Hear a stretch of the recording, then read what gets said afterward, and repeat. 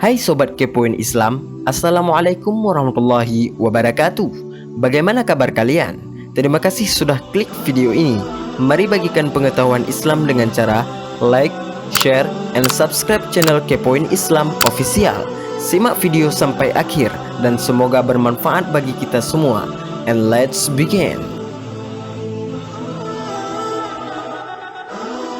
Dajjal menurut keyakinan para salafus saleh adalah seorang anak Adam. Ia bukan dari golongan jin. Dua ulama kontemporer berkata bahwa Dajjal adalah Bani Adam. Dia butuh makan, minum dan lainnya.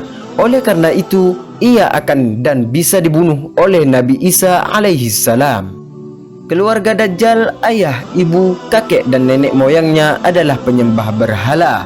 Mereka keturunan Yahuza yang telah menikah selama 30 tahun tetapi belum dikaruniai seorang anak. Dajjal dikisahkan tidak memiliki keturunan atau mandul. Ia dilahirkan di negeri Samirah, sebuah negeri kecil di Palestina yang kemudian hari menjadi kota besar pada masa Nabi Daud dan setelahnya. Menurut hadis, Dajjal memiliki ciri fisik seperti cacat pada mata kirinya, memiliki rambut keriting dan lebat. Sedangkan pendapat lain mengatakan mata kanannya yang buta. Ia memiliki perawakan besar dan pendek, berkaki bengkok, rambutnya keriting, matanya buta sebelah dan matanya kabur, serta tidak menonjolkan dan tidak juga cekung. Jalannya tidak normal, bertubuh gempal, kulitnya merah, berkening lebar, serta dadanya bidang. Tertulis di antara dua mata Dajjal kafara yang bisa dibaca oleh orang buta aksara. Periwayat hadis lain mengatakan ia terlihat masih muda, berbadan besar, agak kemerah-merahan. Ia seorang pemuda, posturnya gemuk, kulitnya kemerah-merahan, berambut keriting, matanya sebelah kanan buta, dan matanya itu seperti buah anggur yang masak atau tak bersinar. Wajah Dajjal serupa dengan Abdul Uzza bin Qatan atau lelaki Quraisy dari Khuza'ah yang hidup pada zaman jahiliyah. Dajjal diberikan istidraj untuk menipu manusia. Yang dimaksud istidraj di sini adalah kemampuan dan kemudahan yang diberikan Allah kepada hambanya agar mereka semakin jauh dari rahmat Allah Subhanahu wa ta'ala. Berikut kelebihan Dajjal yang diberikan Allah.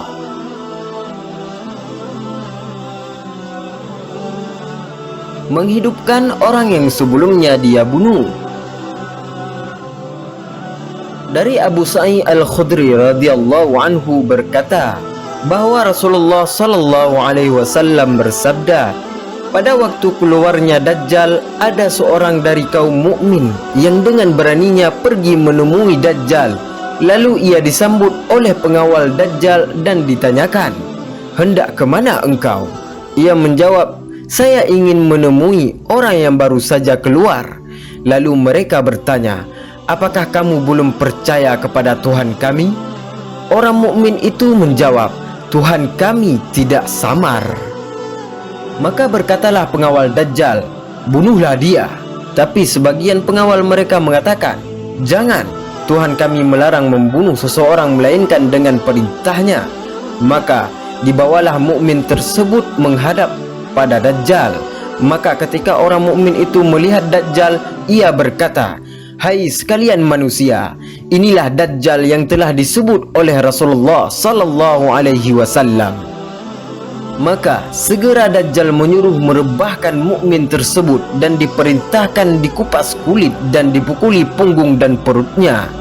Lalu Dajjal bertanya, apakah engkau tetap tidak percaya kepada kami? Mukmin itu menjawab, engkaulah Al-Masih pendusta.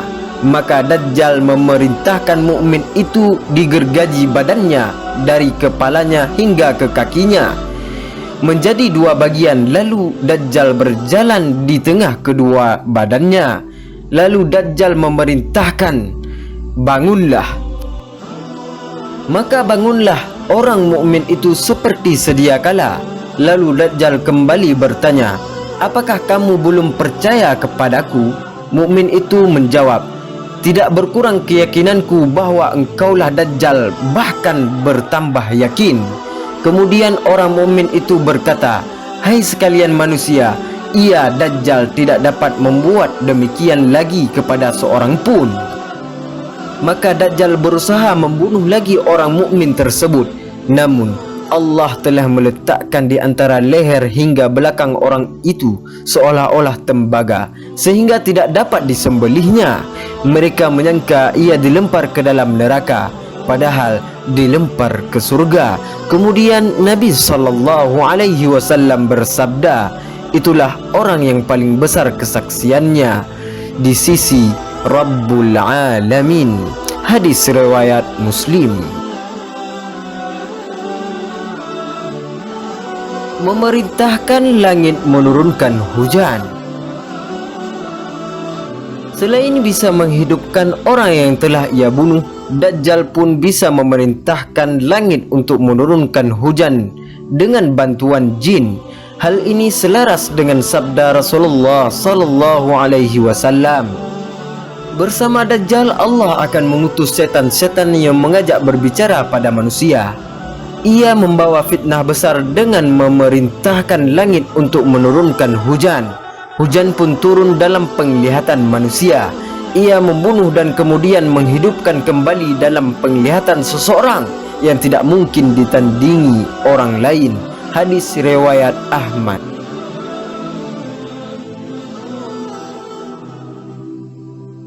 Memerintahkan bumi menumbuhkan tumbuh-tumbuhan.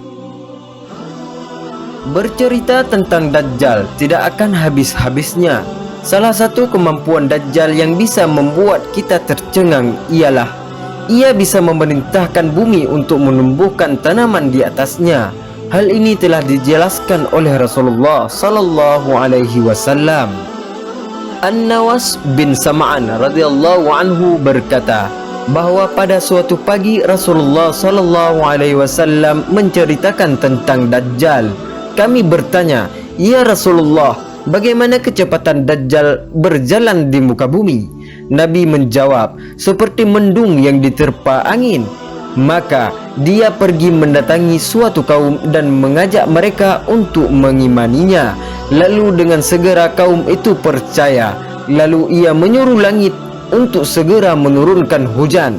Lalu tanaman-tanaman segera tumbuh subur dan mereka mengembalakan ternaknya yang banyak susunya dan gemuk-gemuk. Kemudian ia mendatangi kaum lainnya lalu mengajak mereka untuk mengimaninya. Namun kaum itu menolak ajakannya. Lalu ditinggalkan kaum itu oleh Dajjal. Mendadak daerah itu menjadi kering dan gersang. Tidak ada sedikit pun dari kekayaan alam mereka yang tertinggal. Hadis riwayat Muslim.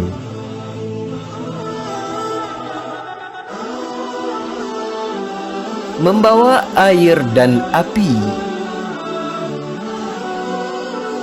Dari Uqbah bin Amr berkata pada Huzaifah, "Tidakkah anda ceritakan kepada kami apa yang anda dengar dari Rasulullah sallallahu alaihi wasallam?"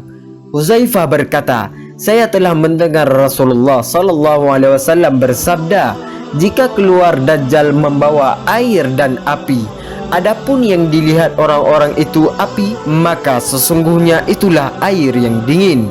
Sedangkan yang dilihat oleh orang-orang itu air yang dingin, maka itulah api yang membakar.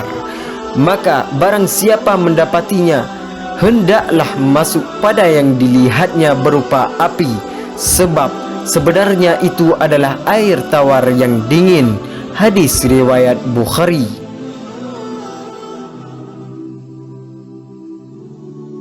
Menunjukkan surga dan neraka yang palsu. Pada akhir zaman kelak, Dajjal akan berkeliling dunia dan menunjukkan surga dan neraka palsu kepada manusia. Tak jarang orang-orang pun terjerumus di dalam tipu dayanya itu. Hal ini telah disampaikan oleh Nabi Muhammad sallallahu alaihi wasallam dalam hadisnya. Di antara fitnah-fitnah Dajjal adalah bahwa bersamanya ada surga dan neraka. Padahal sesungguhnya nerakanya adalah surga dan surganya adalah neraka. Barang siapa mendapatkan cobaan dengan nerakanya, hendaklah ia berlindung kepada Allah dan hendaklah ia membaca ayat-ayat di awal surat Al-Kahfi. Hadis riwayat Ibnu Majah. Na'udzubillah, sesungguhnya Dajjal adalah fitnah terbesar umat manusia di akhir zaman kelak dengan berbagai tipu dayanya. Semoga kita semua tidak terjerumus ke dalam fitnah Dajjal kelak. Amin. Amin ya rabbal alamin. Wallahu a'lam bissawab.